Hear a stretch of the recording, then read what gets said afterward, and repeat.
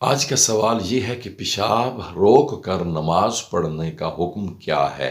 ہوا خارج ہونا، اس کو روک کر ریح کی شدت ہو تو نماز پڑھنے کا حکم کیا ہے؟ سامعین دی وقار، یہاں تک علماء فقہا کیا فرماتے ہیں؟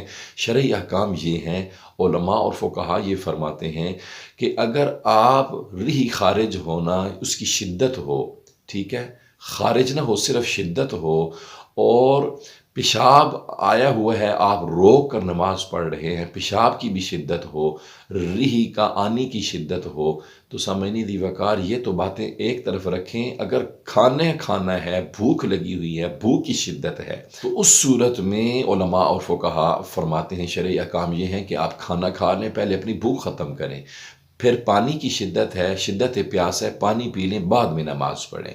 تو پھر بار بار کھانے کی طرف یا کہ پانی کی طرف خیال آئے تو بہتر ہے کہ اگر شدت پیاس ہے، بھوک شدت کی لگی ہوئی ہے، ویسے نہیں، شدت کی بھوک اور پیاس ہے، تو پھر پہلے پانی پئیں، کھانا کھائیں، بعد میں نماز پڑھیں، تاکہ آپ کے خیالات کھانے اور پانی کی طرف نہ آئیں۔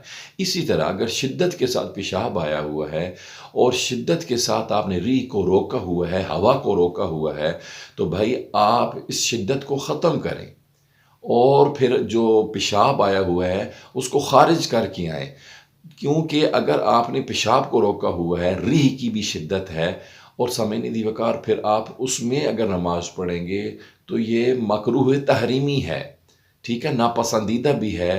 اور سامعین دی وقار پھر بار بار آپ اس وضو کو روک کر، پیشاب کو، پخانہ کو روک کر، ریح کو روک کر نماز پڑھیں تو خود سوچیں نماز میں سکون کہاں سے ہوگا؟